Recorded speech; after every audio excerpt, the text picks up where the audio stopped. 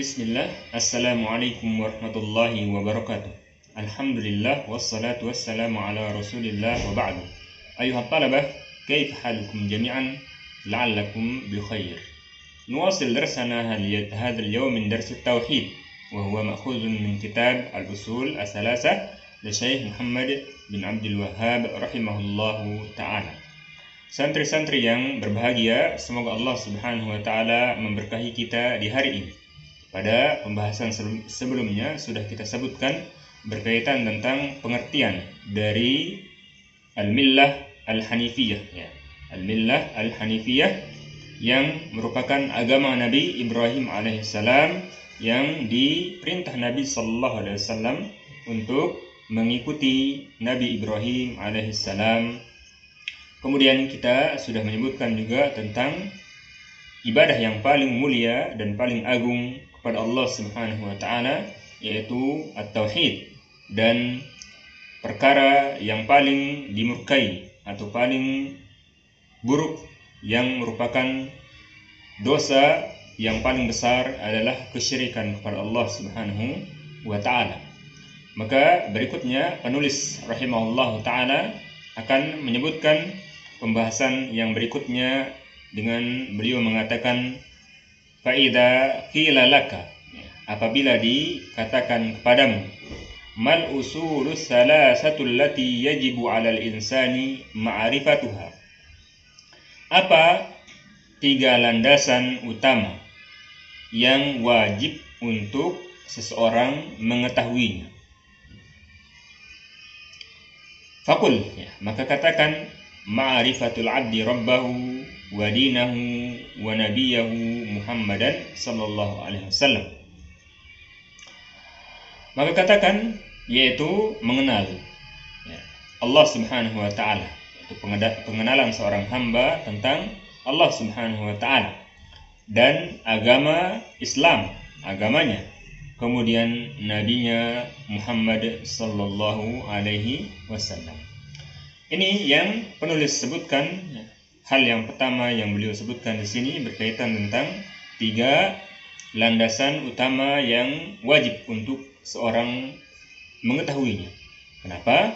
Karena tiga landasan utama yang beliau sebutkan di sini adalah pertanyaan di dalam kubur. Dia adalah pertanyaan nanti di dalam kubur ketika seorang kemudian dikuburkan, maka ketika didatangi oleh dua malaikat, Munkar dan Nakir, maka hal yang akan ditanyakan adalah tentang tiga landasan utama, yaitu tentang siapa Rabb, siapa Tuhan yang disembah, kemudian agama apa yang dianut, kemudian siapa Nabi Sallallahu Alaihi Wasallam. Maka ketika seorang mengenal, mengetahui, mengamalkan dari tiga landasan utama yang beliau sebutkan ini, maka dengan itu insya Allah seorang akan bisa menjawab pertanyaan di dalam kubur.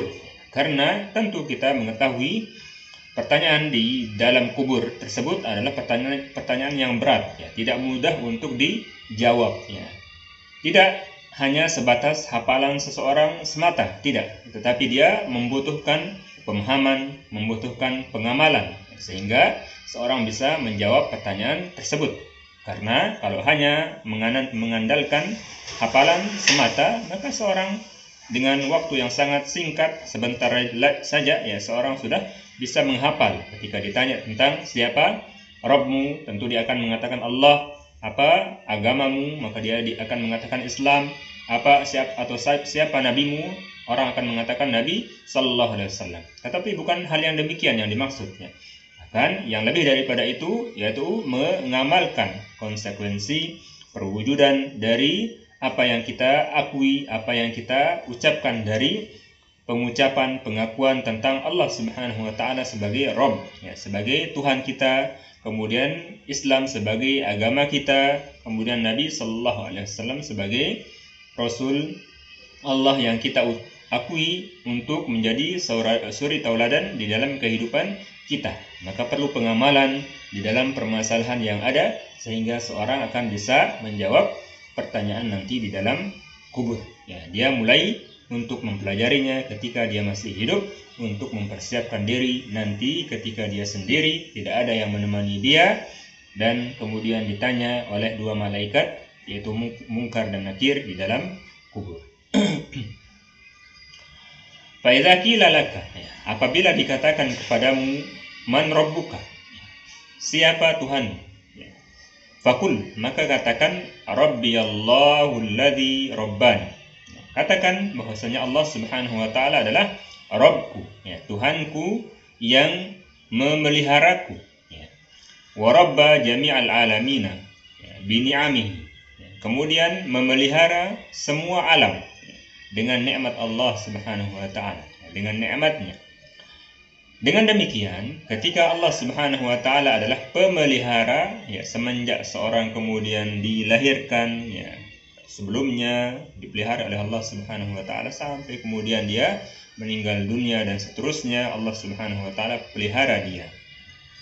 Kemudian juga Allah Subhanahu wa taala yang memelihara semua alam semesta, semua alam semesta tersebut, maka ketika seorang sudah mengetahui hal yang demikian, mengakui hal yang demikian, wa huwa ma'budi, maka dialah satu-satunya sesembahanku, maka dialah satu-satunya sesembahanku, aku tidak akan menyembah kepada selain Allah Subhanahu wa taala. Kenapa? Karena Allah Subhanahu wa taala lah yang memeliharaku dan memelihara semua alam. Laisa li ma'budun siwa, aku tidak memiliki sesembahan selain Allah Subhanahu wa taala.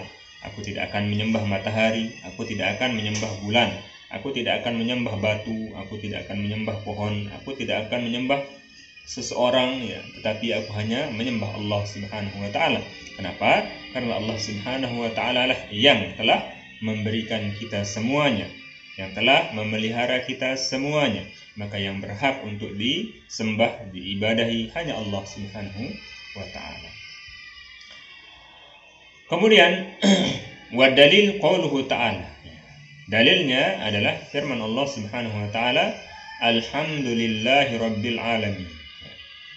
Dalilnya adalah firman Allah Subhanahu wa taala, alhamdulillahi rabbil alamin. Segala puji bagi Allah, Rabb semesta alam. Ini dalil tentang bahwasanya Allah Subhanahu wa taala yang maha segalanya, yang memiliki nama-nama yang indah, yang mengatur segalanya. Kemudian Allah Subhanahu wa taala yang berhak satu-satunya untuk diibadahi. Karena Allah Subhanahu wa taala yang menciptakan, memberi rezeki, menghidupkan, mematikan, Maka ketika Allah Subhanahu wa taala adalah zat yang maha segalanya, maka aku pun hanya beribadah kepada Allah Subhanahu wa taala. Wa kullu man siwallah alam wa ana wahidun min dzalika al-alam. Dan semua selain Allah Subhanahu wa taala namanya alam. Namanya alam, wa ana wahidun min dzalika al-alam. Dan aku adalah salah satu dari alam tersebut. Artinya semua yang ada ini adalah tanda tentang keberadaan Allah Subhanahu wa taala. Yang dia adalah ciptaan Allah Subhanahu wa taala. Yang semuanya adalah ciptaan Allah Subhanahu wa taala.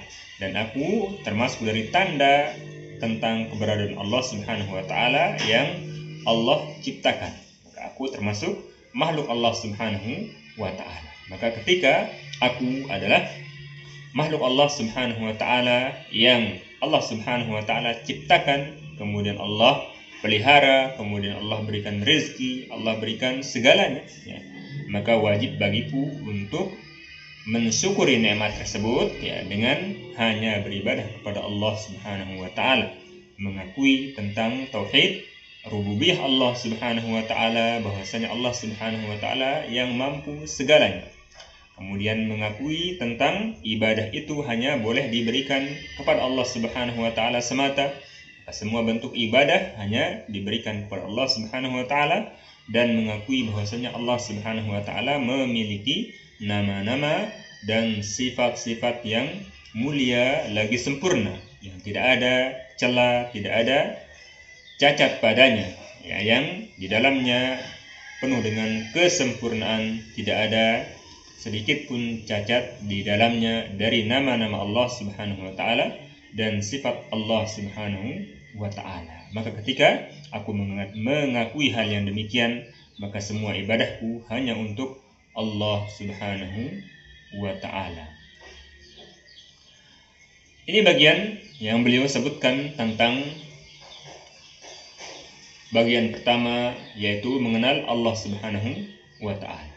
Mengenal Allah Subhanahu wa taala, yaitu dengan itu seorang lebih dekat kepada Allah Subhanahu wa taala. Ketika dia mengenal Allah Subhanahu wa taala, maka dia akan lebih mencintai Allah Subhanahu wa taala, akan lebih dekat kepada Allah Subhanahu wa taala, akan lebih semangat di dalam beribadah kepada Allah Subhanahu wa taala. Kemudian tentu dengan itu Allah Subhanahu wa taala akan memberikan nikmatnya yang lebih banyak bagi seorang hamba karena itu adalah bentuk syukur dia dengan nikmat Allah Subhanahu wa taala, sebagaimana Allah Subhanahu wa taala telah sebutkan, la in syakartum la azidannakum. Ya, kalau kalian itu bersyukur pada Allah Subhanahu wa taala, maka Allah Subhanahu wa taala akan tambah nikmat tersebut. Maka nikmat yang Allah Subhanahu wa taala harus disyukuri dengan hati, meyakini semuanya dari Allah Subhanahu wa taala, disyukuri dengan lisan dengan mengakui bahwasanya itu adalah dari Allah Subhanahu wa taala, dan juga dengan anggota badan dengan seorang melaksanakan ibadah yang Allah Subhanahu wa taala telah perintahkan dengan anggota badan tersebut, dan ini adalah bentuk kesyukuran seorang kepada Allah Subhanahu wa taala. Semoga Allah Subhanahu wa taala menjadikan kita sebagai orang yang bersyukur dengan nikmat Allah Subhanahu wa taala. Kita mengetahui bahwasanya kita adalah seorang hamba yang lemah, yang wajib hanya beribadah kepada Allah Subhanahu wa taala, dan semoga Allah Subhanahu wa taala mematikan kita di atas apa yang diridhoi oleh Allah Subhanahu wa taala. Hada wa sallallahu ala nabiyyina Muhammad, wassalamu alaikum warahmatullahi wabarakatuh.